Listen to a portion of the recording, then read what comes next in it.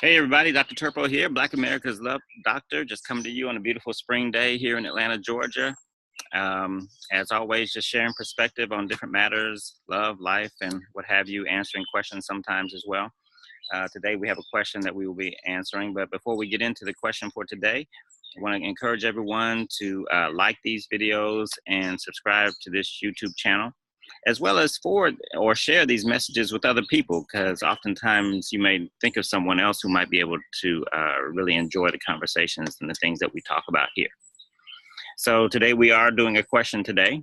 I want to get into this question. I was looking at it. This is a question that I get a lot of, and we'll talk more about that. So without further ado, let's just jump into the question.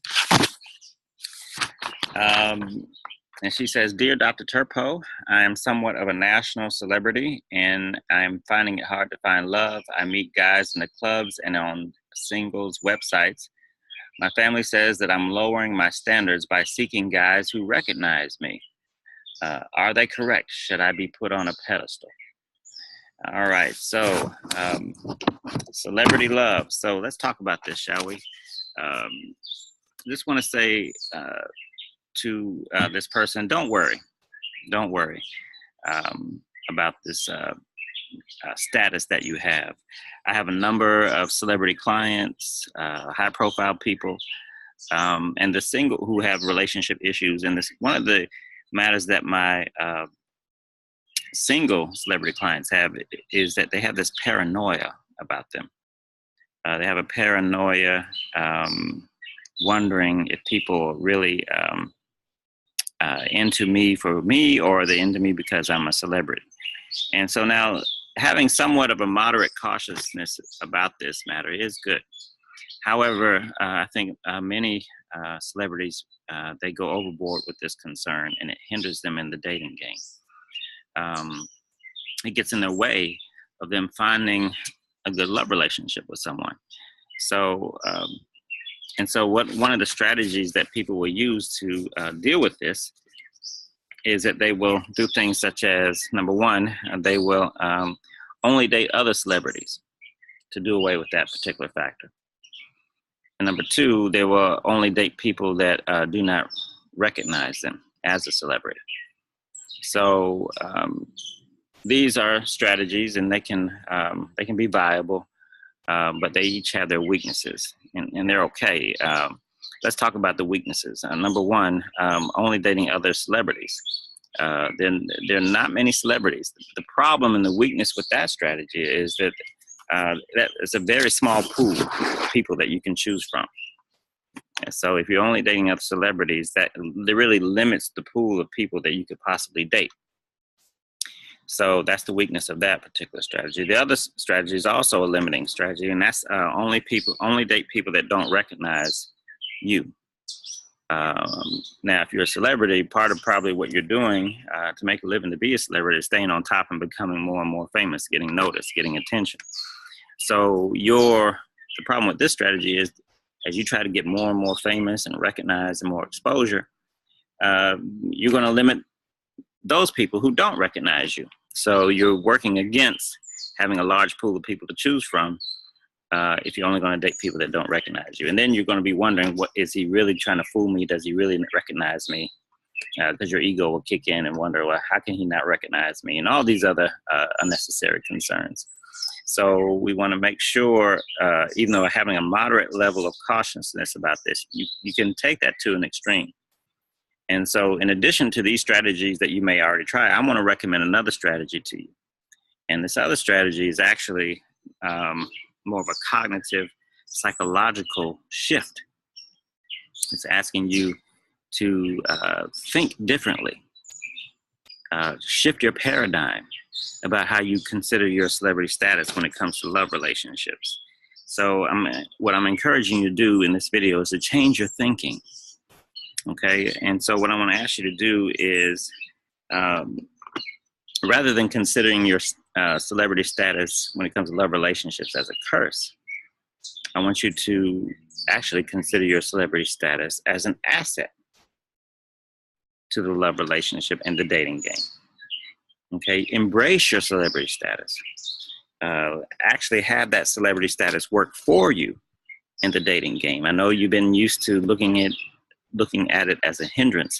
If we can shift your thinking, your paradigm about how you consider your celebrity status, you can actually make it work for you. So too many celebrities they look at it as a curse rather than an asset in the love relationship. So look at it like this: your celebrity status, your fame, your fortune has worked for you in many areas of your life. Has it not? Sure it has. And so guess what? It can also work for you when it comes to love relationships and the dating game. And so, oftentimes though, celebrities say, well, they just want me because I'm a celebrity. And I don't know who's out there who loves me for me, or do they love me just because I'm rich, just because I'm famous. And they get all paranoid and worried about being taken advantage of and all these other things. And so, yes, you do need to be careful of that. But you can take that to an extreme and it will hinder you and it'll muck up your dating life, having this paranoia. So I want you to make a cognitive shift and say, just like it works for me in the other areas of my life, it can work for me in this area as well. So how do we do this? So what you do is you need to just, number one, the main thing is just to accept this, okay? Accept this reality. And that is this: accept the fact that we all use each other in love relationships, in relationships, period. We all use each other. Now, I know that sounds very politically incorrect. But regardless of it being politically incorrect or not, it is true that we all employ each other's assets to our benefit. So, and if you look at the dating game, that's what it's about. People are always advertising their assets. They're always advertising what they can do for someone else. Okay, consciously or unconsciously, we all tend to do that. We're constantly letting people know, see what you can enjoy if you become my partner. If I advertise my wealth, what I have, see what you can enjoy if you can become my partner. If I advertise my good looks, see what you can enjoy if you become my partner. If I advertise my great personality, see what you can enjoy if you become my partner. Anything. We're constantly in the dating game. That's what it's about. It's about attraction and chemistry. We're constantly, if we're smart in the dating game, we're constantly advertising what the other person can enjoy if they want to be with me. So it sounds awful, doesn't it? But it's true. It's true. But rather than being disgusted by this reality, we need to accept this reality. And when you accept this reality, then you'll have a much more realistic, pragmatic assessment of what's going on here in relationships. So look at it this way: your fame is just another asset. It's just another asset that you can advertise and use as attracting people to you. And rather than fight it and be mad at it, embrace it. Accept it. And if you do this, you'll be surprised how much better you will operate in the dating scene. This constant saying, people say, I just want somebody who loves me for me. Okay, somebody who loves me for me, not because of the money I have or what I do or my status and my fame or how I look. I just want somebody who loves me for me. Well, guess what? All those things, how you look, your fame, your wealth, all these things, whatever it may be, your great personality, all these things are part of who you are. That's who you are. That's what you bring to the table. That is you. It's a part of you. It's not your totality. It's not who you are as a whole person, but it is you. Okay? So we need to accept this rather than be mad at it. As a matter of fact, it is kind of unrealistic, unfair, and selfish of you to think that somebody would want to be your partner without having some benefit. They need to get something in return. You need to have something to offer them. Now, some people have more things to offer than others. And so for you to unrealistically and selfishly think that you're just going to get what you want out of a love relationship and they can't get what they want out of a love relationship is unrealistic, naive, and selfish. Okay, so think about this. You have to have something to offer in return. Why else would somebody want to be with you? Okay, so would you just want anybody? Don't you have things that you're looking for? Companionship, personality, looks, wealth, whatever it is, fame. Don't you want something? Even the things that aren't so tangible or superficial, you might want some of those more, somebody that understands me, an emotional connection. You want somebody who can provide that to you. Some people are more empathetic. Some people are more better communicators. And you're going to use them just because they are empathetic, just because they have a personality. How awful that you want to use them for that. It's not awful. It's quid pro quo. Everybody needs a mutuality, a reciprocity.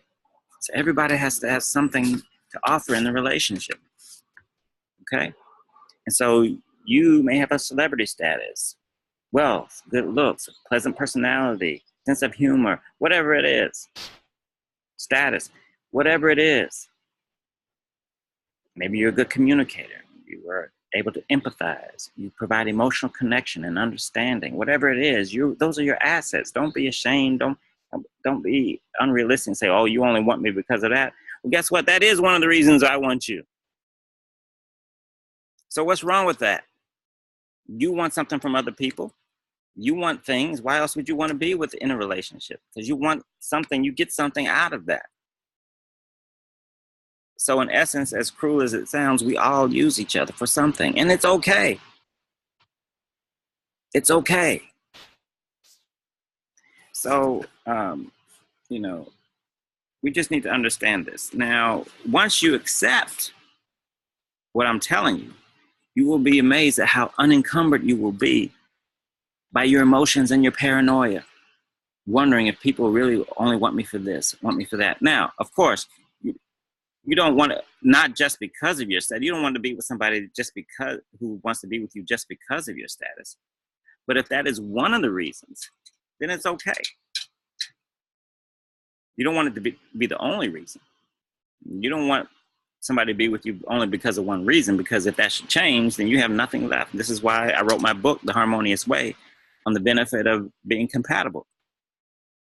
Because the more compatibility we have, then when one or two things change, we still have a lot of connection. So my fingers aren't doing right.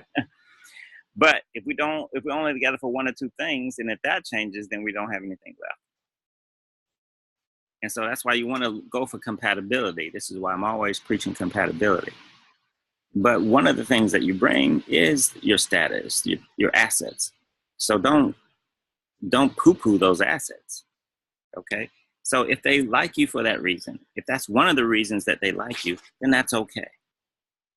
So actually think about it. It is okay and it is actually natural to be attracted to wellness. It's natural to be attracted to health. It's natural to be attracted to prosperity and people who are positive in their personalities. Okay. So once you adopt and accept this realistic perspective, it will do wonders for you in your dating life. Okay. So you will be aware, even more aware of people that are out just to take advantage of you. Once you accept the reality that this is the nature of people. And you will have a much larger pool of people to choose from without wondering, does this person want me because I'm a celebrity? Now you know the reason why you won't be wondering is because now you know the answer, because the answer is yes. They do want you because you are a celebrity. Now we can put that to the side. Now we can try to find out, well, what are the other things that they want me for, and what are we compatible for? And once you accept this, then you'll be able to operate much more realistically, much more astutely, with knowing what you're dealing with in a relationship. So now that you know the answer is yes, and it's okay, now you can open yourself up. Now you can enjoy a mutually intimate and fulfilling relationship with someone that you value because of the characteristics that they possess as well. Harmonious wishes.